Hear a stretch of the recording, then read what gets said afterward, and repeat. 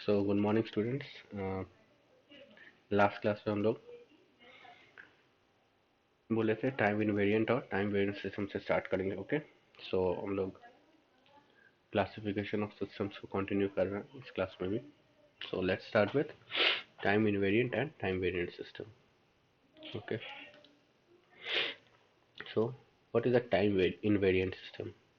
A system is time invariant if time shift of the input signal results in the same time shift of the output signal.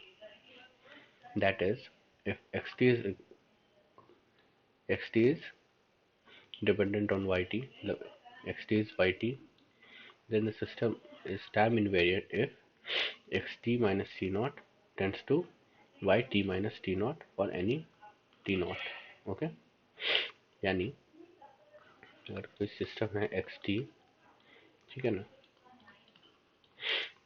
और yt है output उसका, ठीक है ना, yt is output, xt is input.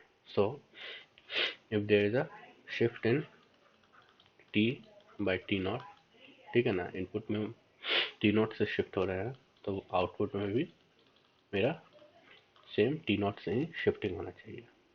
Okay, clear है?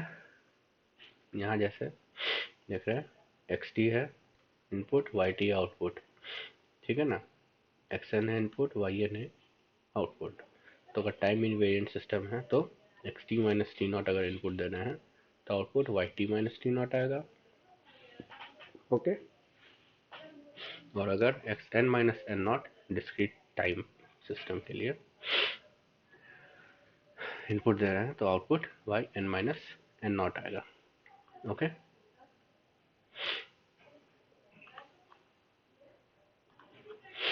Examples.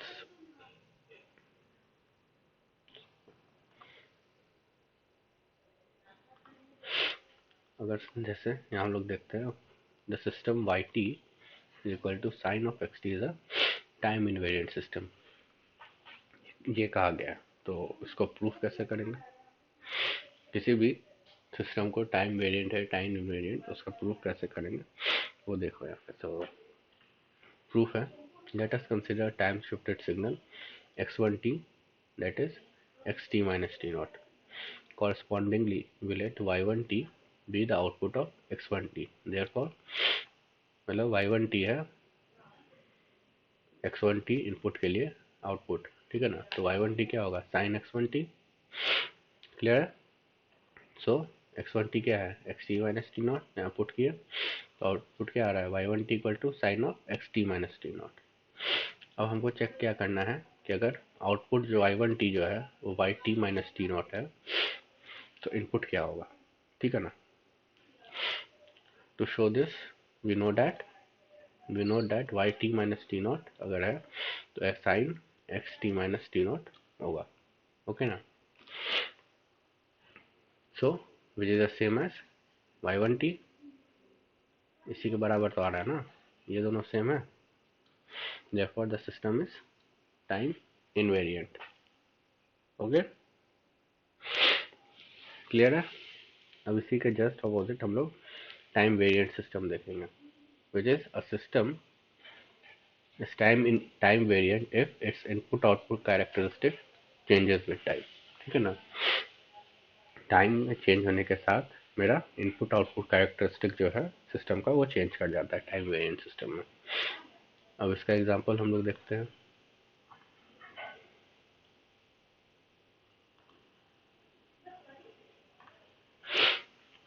Example है Y N equal to N X N, या simply, अच्छा चलो पहले ये देख लो प्रूफ क्या है. टाइम को इनपुट को शिफ्ट करते हैं के से, तो वाई एन और X N minus K is N N X N minus K. Clear है? अब सेम टाइम शिफ्ट में अगर आउटपुट में लाएं वाई एन माइनस के, तो यहाँ क्या आएगा? एन में माइनस एन माइनस के कर रहे हैं यहाँ, तो यहाँ भी होगा, यहाँ होगा ना, यहाँ एन है और यहाँ भी एन है, तो एन माइनस के यहाँ भी आ गया और यहाँ भी आ गया. तो क्या ये दोनों सेम है? नहीं है. तो ये कह सकते हैं मेरा टाइम वेरिएंट सिस्टम. इसी तरह से सिमिलर एग्जांपल है, हम लोग देखते हैं कंटिन्यूअस टाइम में। Y T equals to T X T, ठीक है। मान लो ये सिस्टम है, तो सबसे पहले क्या करेंगे हम लोग, स्टेप 1 में इनपुट को शिफ्ट करेंगे, इनपुट शिफ्ट, ठीक है। y1 t equals to x1 t, और x1 t क्या है मेरा, x t minus T naught, यहाँ t ले लो, ठीक है। स्टेप 2 क्या है मेरा, आउटपुट शिफ्ट, ओके। इससे हम लोग क्या करेंगे, y2 t जो है मेरा क्या है, y t minus T not, ठीक है। y t minus T not क्या होगा, यहाँ भी t है और यहाँ भी t है, क्या आएगा, t minus T naught x t minus T naught. अब क्या ये दोनों सेम है, y2 t is not equals to y1 t, तो सिस्टम क्या होगा मेरा, टाइम वेरिएंट। क्लियर है।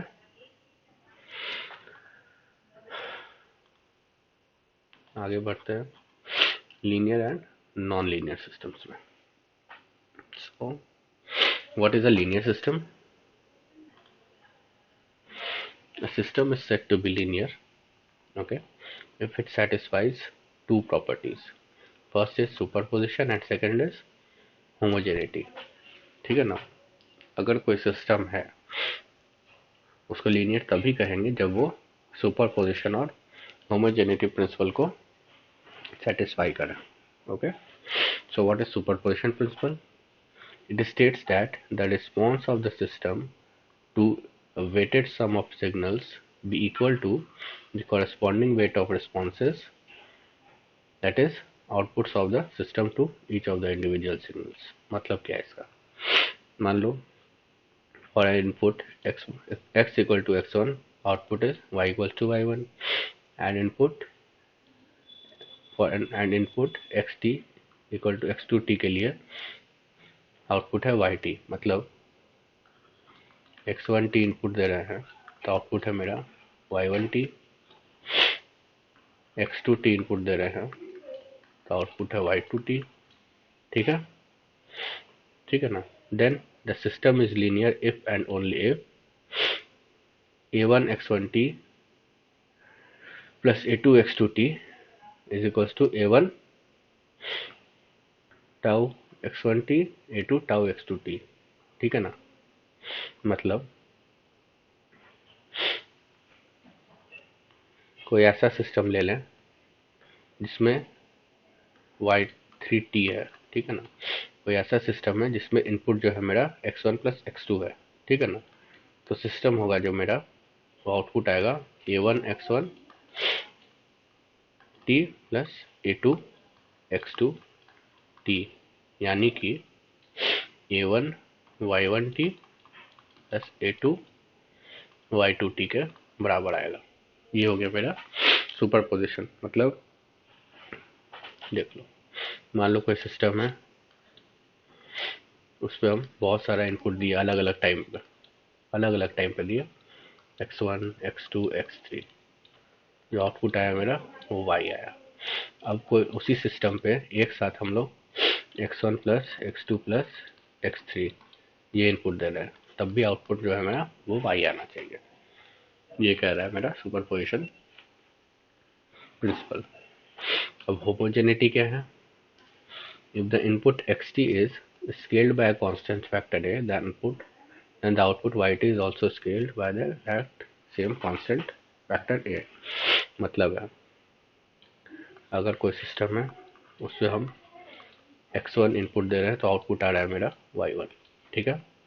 अब इसी सिस्टम में हम लोग a इंटू x1 इनपुट दे रहे हैं तो आउटपुट जो होना चाहिए वो मेरा a से मल्टीप्लाई यानी ay1 होना चाहिए। ये हो गया मेरा homogeneity principal. Clear?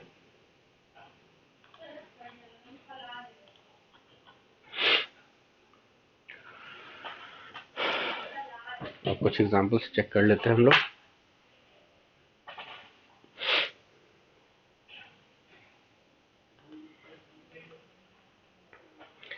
First example Y T equals to 2π/xt। अब ये जो सिस्टम है ये मेरा लीनियर है। कैसे है प्रूफ करते हैं। Y T equal to 2π/xt is linear. To see this, let us consider a signal xt equal to ax1t plus bx2t, where y1t is 2πx1t and y2t is 2πx2t। ठीक है ना। y1t equal to 2πx1t। ठीक है ना। x1 input के लिए output है y1 और x2 इनपुट के लिए आउटपुट है y2। Therefore a y1t plus b y2t क्या आ रहा है मेरा। a y1 क्या है 2πx1 और यहाँ क्या है y2 2πx2। ठीक है। यहाँ मल्टीप्लाई करके देख रहे हैं तो क्या आ रहा है मेरा इनपुट देख रहे हैं ये आ रहा है ये वाला which is equals to xt and hence this is equals to yt। तो लीनियर हो गया सिस्टम। क्लियर है। अब यहाँ देखो ये वाला system yn equal to 2πn sorry yn equals to x2n square. अब ये लीनियर नहीं है तो इसको कैसे चेक करेंगे। Same xn equal to ax1 plus B x2 n। तो y1n क्या होगा। फॉर अगर इनपुट x1 है तो आउटपुट यहाँ y1 है। क्लियर। x2 इनपुट के लिए आउटपुट है y2। तो हमको देखना है yn equals to a y1n plus b y2n का वैल्यू क्या होता है।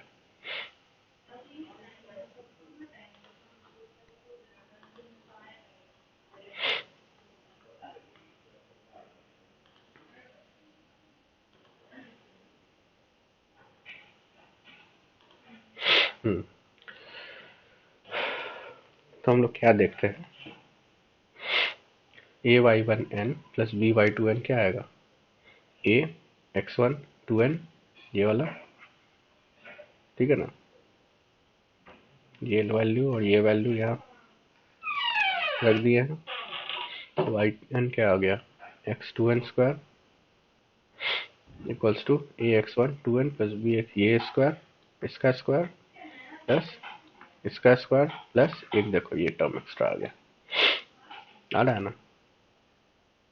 तो सिस्टम क्या है मेरा नॉन लीनियर है। इसके बराबर तो नहीं आ रहा है।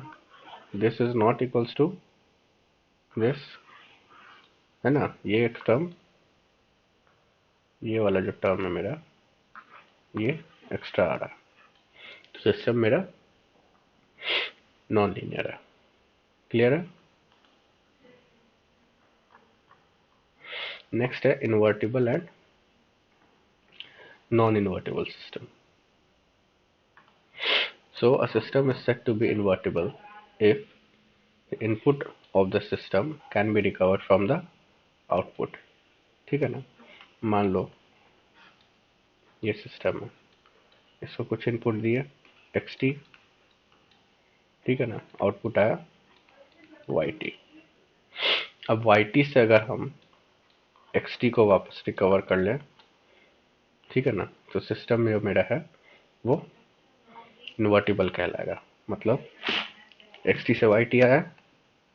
अगर हम सिस्टम में इनपुट दे दें yt और आउटपुट मेरा आ जाए xt तो मेरा सिस्टम इन्वर्टिबल कहलाएगा। और अगर नहीं आएगा तो सिस्टम नॉन इन्वर्टिबल कहलाएगा। क्लियर है।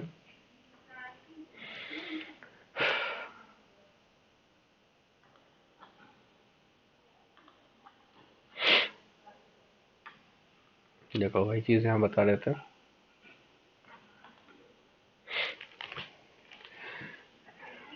एक सिस्टम है h उसका इनपुट दिए xt। ठीक है ना। आउटपुट आएगा yt।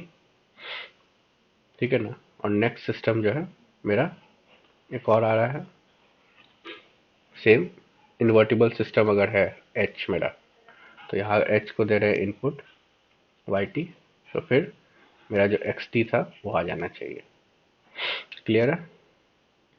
So for the output signal be equal to the original input, we require that h into h inverse is equals to 1. Oh, sorry, I, where I is the identity operator.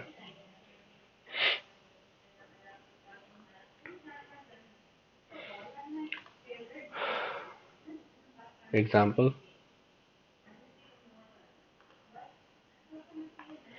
an inductor is described by the relation yt equals to 1 upon L minus infinity to t x tau t tau. ठीक है ना? अब ये system मेरा invertible है कि नहीं है, इसको चेक करने के लिए हम लोग क्या देख रहे हैं, इस तरह से लिख सकते हैं X T equals to L D by D T Y T, है ना? ये लिख सकते हैं। तो सिस्टम क्या है मेरा, इन्वर्टिबल हो रहा है? बताइए।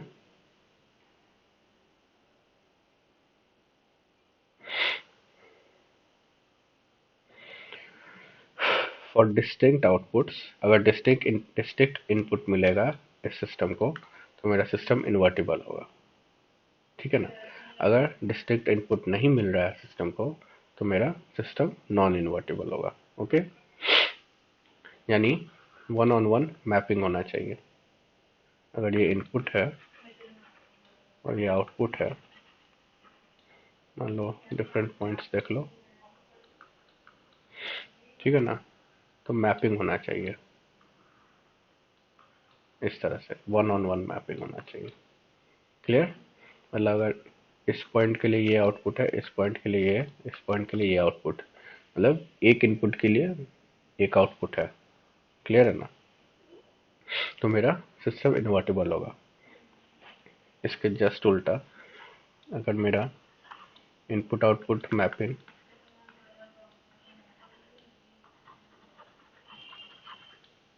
इस तरह से है,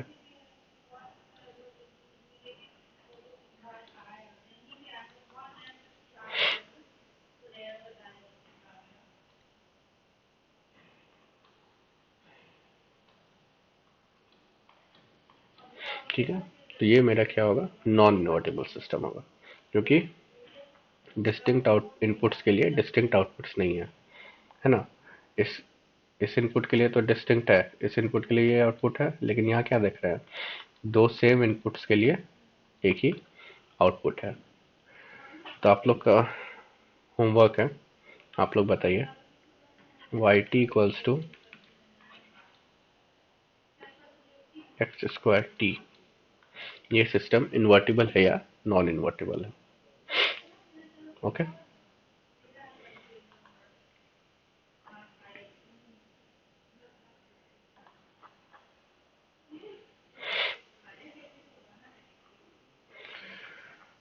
ठीक है ना? तो यहीं पे रहने देते हैं। क्लासिफिकेशन ऑफ सिस्टम्स मेरा ओवर होता है। नेक्स्ट हम लोग कॉन्वोल्यूशन स्टार्ट करेंगे। Okay, so thank you, have a nice day.